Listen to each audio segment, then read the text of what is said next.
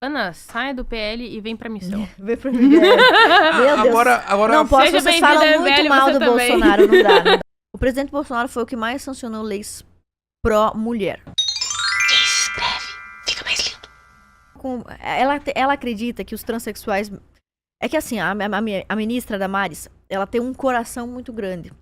Mas tu não acha que os transexuais, no geral, têm mais dificuldade? Pra arrumar emprego? Sim. Mas aí, eu sou contra cotas. Não, Você não. é a favor? Não, tudo bem, eu só queria perguntar É só porque- se tu considera É essas porque se nós dificuldades. começarmos a fazer essa matemática, a gente vai acabar vai descambar no marxismo interseccional.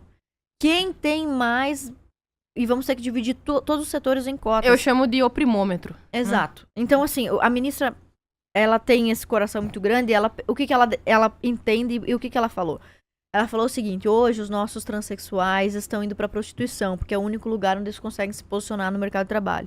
E como ela é cristã e ela quer combater a prostituição, ela quer combater esse estilo de vida indigno, ela acha que dando cotas para que os transexuais trabalhem nas empresas, ela vai tirá-los dessa vida indigna. Só que motivos para fundamentar as cotas ou ações afirmativas você pode encontrar econômicos, pode encontrar supostamente motivos morais, mas no geral o conservador e o liberal são contra cotas. Então, infelizmente, nesse momento a ministra está sendo incoerente com o que o conservadorismo define. Isso é possível dizer que ela está sendo incoerente com o espectro conservador, porque existe sim um esqueleto do que é ser conservador, do que é ser de direita, do que é ser de esquerda. É uma pena que ela algumas vezes se posicione assim. Porque ela deveria ser a nossa ministra antifeminista, né? Mas eu tenho uma péssima notícia pra Damares Alves. Mesmo que ela apoie, eles vão continuar indo pra prostituição trans, porque os trans ganham bem. Entendeu? Eles vão ganhar muito mais do que Você tá trabalhando no sabendo, CLT. ele está sabendo de coisas, de detalhes, Eu de sei, preço. tô sabendo. Não sei como ele descobriu isso de detalhes de preço. Ih! Ai, ai. Aqui não temos preconceito. É. Ó, a Abracadabra falou o seguinte: o que você tem a dizer sobre a lei Sinal Vermelho, que pode levar o homem a ir preso se afetar sua autoestima, violência psicológica? Porque o Bolsonaro sancionou essa lei quando era presidente? Bom, realmente, o presidente Bolsonaro foi o que mais Essa sancionou é a lei leis. do negócio na mão? O presidente Bolsonaro foi o que mais sancionou leis pró-mulher. Algumas dessas, na verdade, feministas e outras não. Por exemplo, os programas de crédito para microempreendedoras mulheres.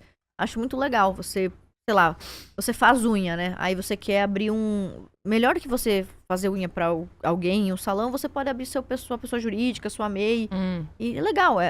Muitas dessas legislações eram boas mesmo. Mas uma boa parte delas, sancionadas pelo Bolsonaro, eram leis muito, muito feministas. Quando o presidente Bolsonaro assumiu a presidência, o movimento feminista começou um ataque violento com apresentação e desarquivamento de projetos para que eles fossem aprovados. E esses projetos foram aprovados com maioria dos deputados federais e às vezes até unanimidade no Senado.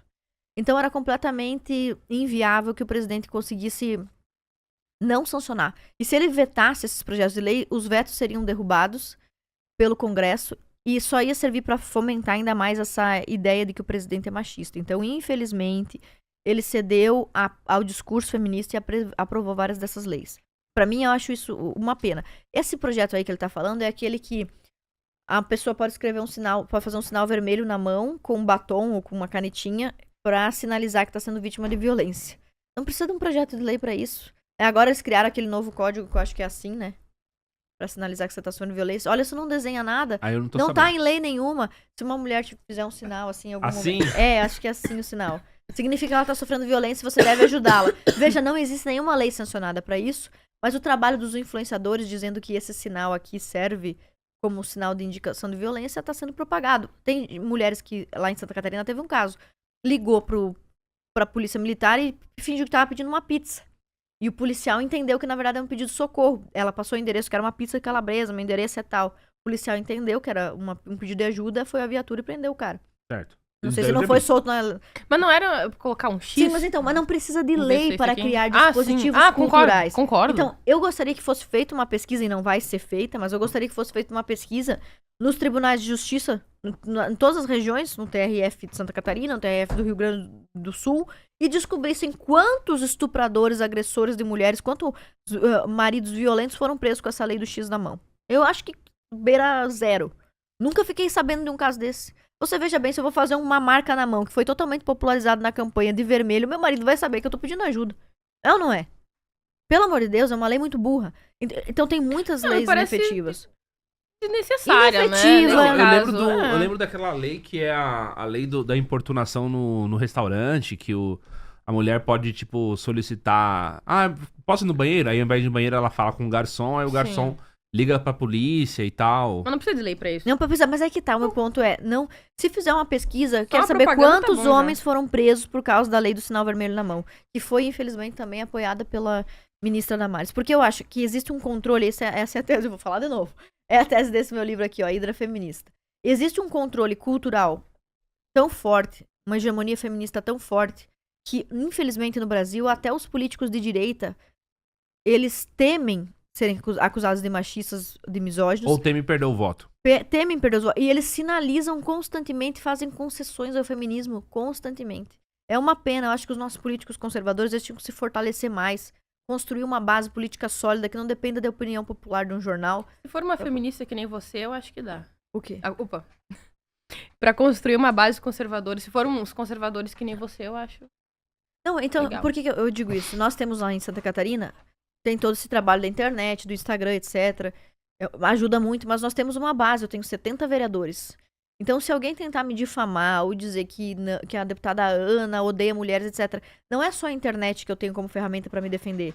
Eu tenho esses vereadores que vão trabalhar por mim, vão falar do meu trabalho. Eu tenho uma certa segurança eleitoral. Eu acredito que eu posso vencer a próxima eleição, mesmo que a mídia me difame.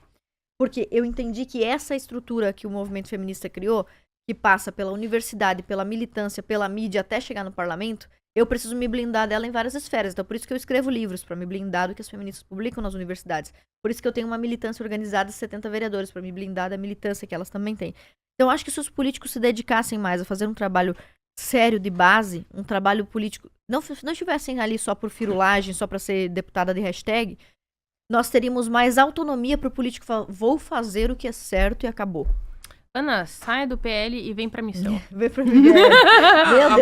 Agora, não posso, Seja vocês bem-vinda, falam muito MBL, mal você do também. Bolsonaro, não dá. agora Aí tu vai poder aproveitando. falar mal do Bolsonaro, Não, mas das eu não leis quero falar mal feministas dele, dele, entendeu? Não, eu não preciso falar mal do Bolsonaro. Bolsonaro foi a primeira pessoa que me estendeu a mão assim quando eu tava na caca mesmo. Eu tenho que ser muito leal e grata a ele. Aliás, como eu também... Você já me viu falando mal do Kim Kataguiri? Não. Então você pergunta um dia pra ele qual o motivo. Porque quando eu tinha 22 anos, estava sendo perseguida pelas feministas, eu acho que o Kim Kataguiri tinha 14, Nossa! era um adolescente, ele fez um vídeo e me ajudou a... O Holiday, que na época também era do MBL, compartilhou esse meu caso de perseguição, uma feminista que me perseguiu violentamente na universidade, eles compartilharam, o Holiday compartilhou, Não foi o vídeo teve assustador? 4 milhões de visualizações, o vídeo do Holiday, na época que ele era do E por que MBL. tu falou mal do Kim? Ela Eu disse nunca que falei. falou. Ah, Por tá, quê? entendi. Eu não falei porque entendi. assim, eu nem sei se ele sabe disso, mas não, nesse... não. Eu espero nunca ser confrontada, porque se eu tiver que debater com o Kim com relação ao presidente Bolsonaro, ao PL, eu vou ter que defender meu partido, meu presidente, evidentemente. Mas eu gratuitamente não fico atacando ele, porque eu sei que quando ninguém acreditava em mim, ninguém me deu bola, 4 me estenderam a mão. Damares, Bolsonaro, Magno Malta e Kim Kataguiri. Então, assim, pessoas que ninguém sabia quem eu era, ninguém tinha por que se importar comigo. E O Kim fez o vídeo e o Holiday e compartilhou. o Holiday compartilhou. Só que o Holiday só compartilhou, o Kim não, ele teve um envolvimento pessoal. Ele falou, me conta essa história aí, daí a gente fez uma live.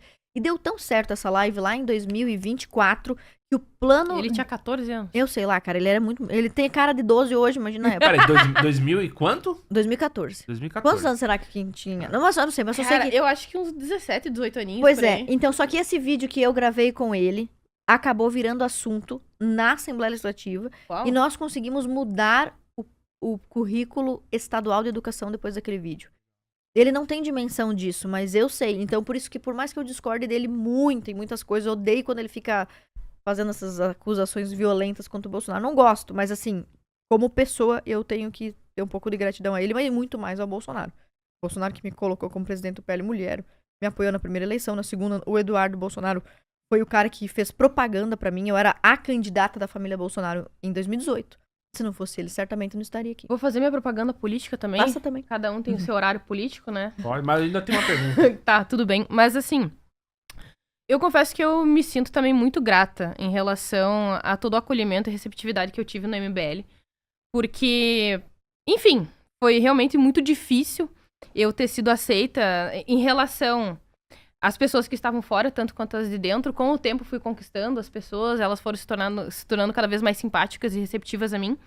Mas por conta da insistência da liderança, do Ricardo, do Renan, do Arthur, pessoas que realmente me defenderam muito e que se arriscaram pra me colocar lá dentro, considerando o risco que seria supostamente colocar uma feminista em um grupo conservador de direita.